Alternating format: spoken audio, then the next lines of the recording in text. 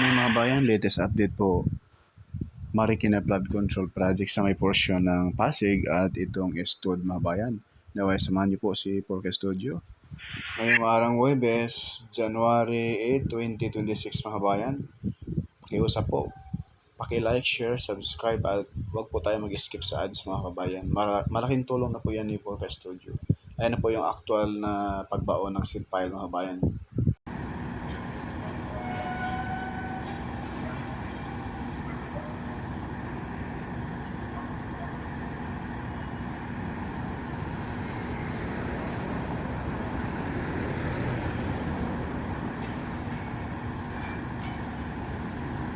Daw ang machine sa sobrang tigas yung ilalim, mabato siguro. At ipakita ko sa inyo mga bayan yung tapos na, and ganyan na po mga bayan, no? Yung pinaka retaining wall sa taas, yan. Sa pinakataas mga bayan may pa siya, may buhos pa na solid na semento. Grabe yung quality.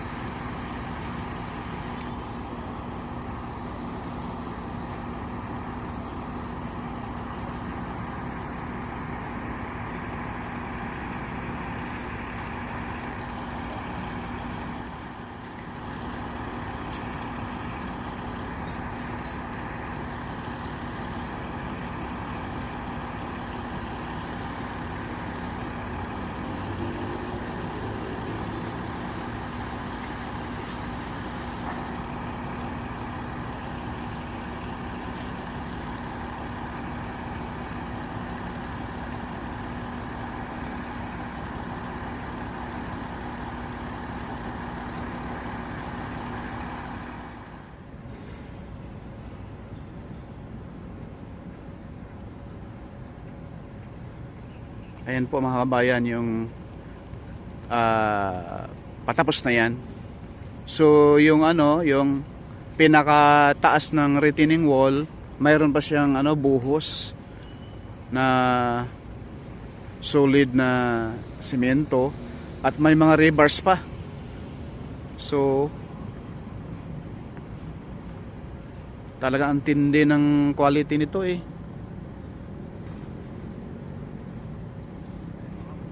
Pakita ko sa kabilang side mga bayan ha. Ayan, gano'n na po yung pormahan dyan. Ayan ganyan na yan. Yan, ganyan na yung pag matapos yung pinakataas. Yung bandang kanan ay bubuhusan pa lang. Tsaka may mga scaffolding pa.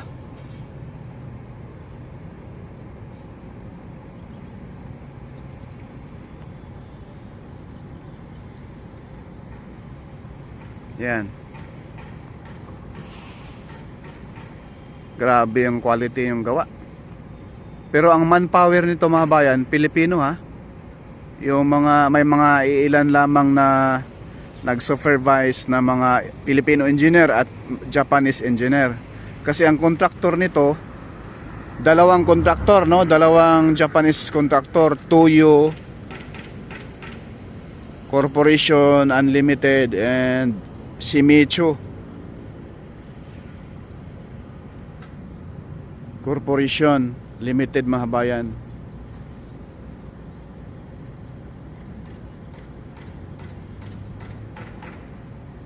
Tindi ng quality. Portion ng Eastwood mga bayan Yan, yung mga nagtataas sa mga building dyan. Side niyan sa Quezon City Yan. Ang side naman sa Pasig sa bandang right side dito. Ayan, halos patapos na rin dito sa portion na ito. So paakyat na doon. So next month siguro, next week doon na sila magbubuho sa retaining wall sa portion na yan.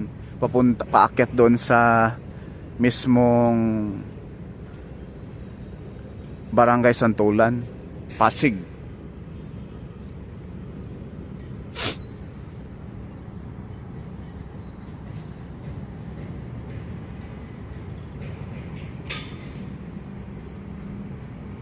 Sobrang quality yung gawa. Yung mga lupa na yan mga bayan sa baba, tatanggalin yan once na ito ay ma-clear na ito dito.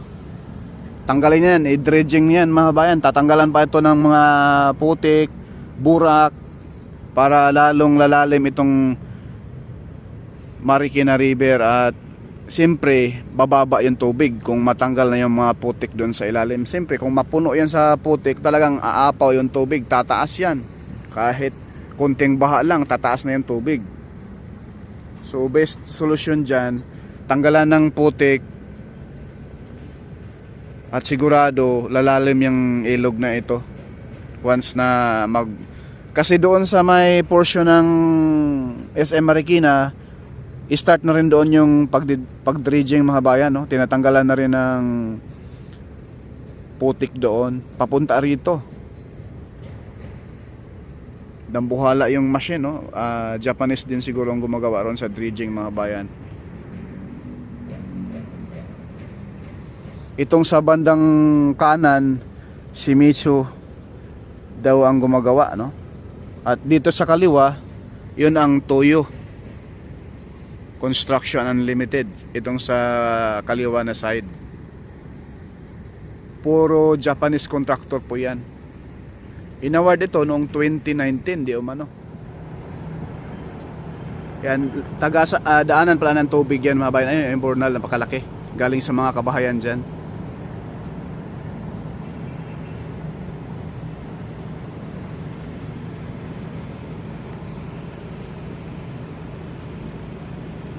Yan yung quality, grabe, ang ganda naman.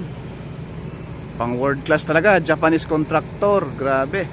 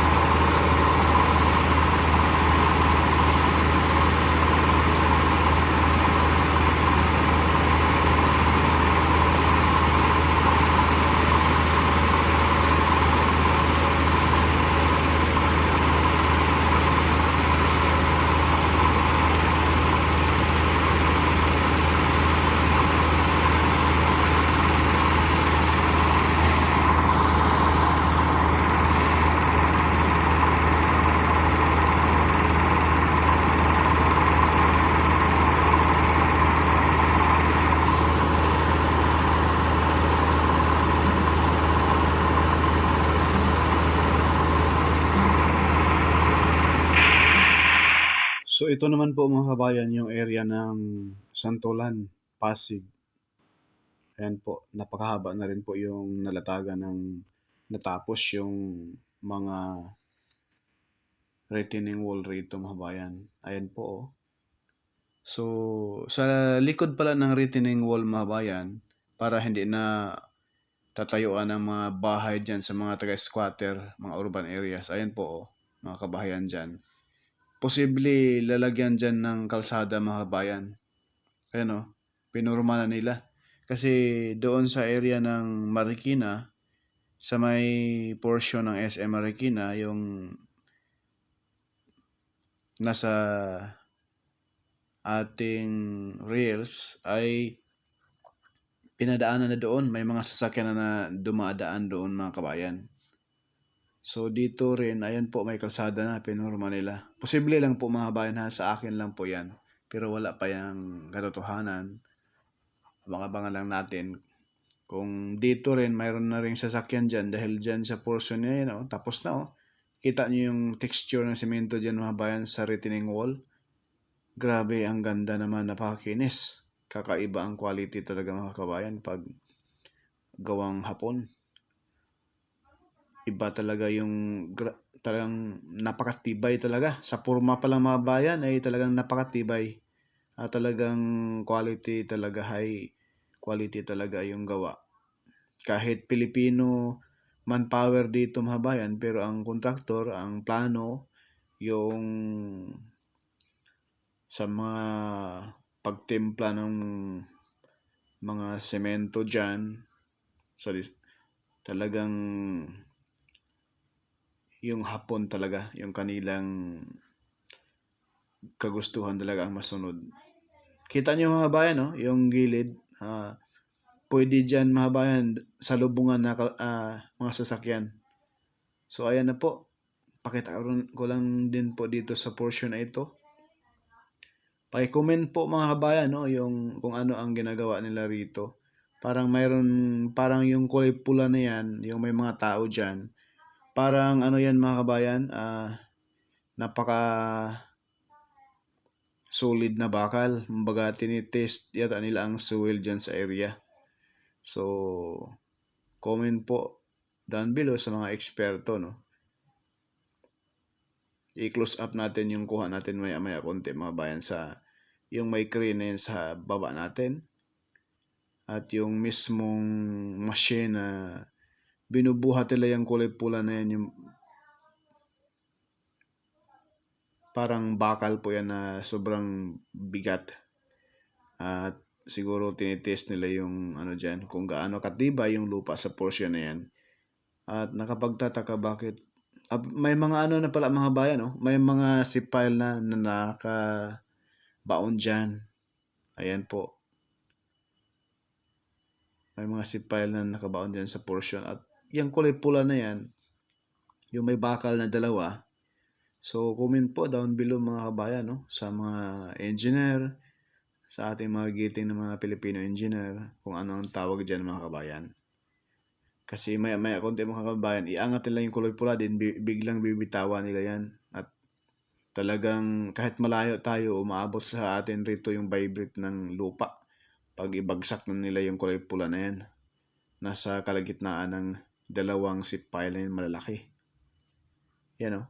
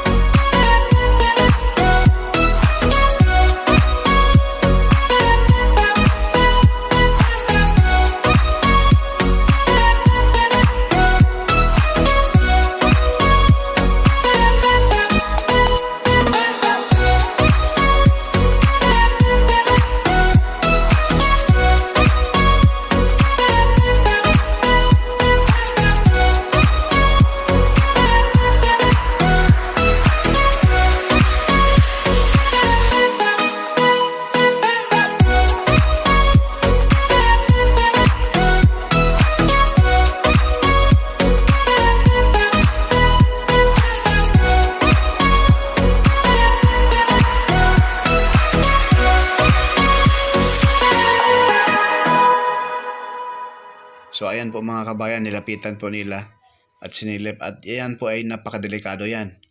Baka biglang bumitaw yung kable dyan sa taas ng kulay pula na yan. Dahil yung kulay pula na yan mga kabayan, napakasolid na bakal yan. Sobrang bigat yan mga kabayan. At yan ay bibitawan ngayon bigla. I-release yan ngayon bigla mga kabayan. Paki-comment na lang po sa ating mga Pilipino engineer dyan, sa mga eksperto, no? Ayan po mga kabayan, bantayan ninyo ng husto. Yan na. Binitawan na. Kita nyo po. Parang mayroon silang napakasolid na bakal na binabaon dyan. At yung kulay pula ay solid din na bakal. Grabe. Ayan po mga kabayan, no? Nakita niyo po mga kabayan.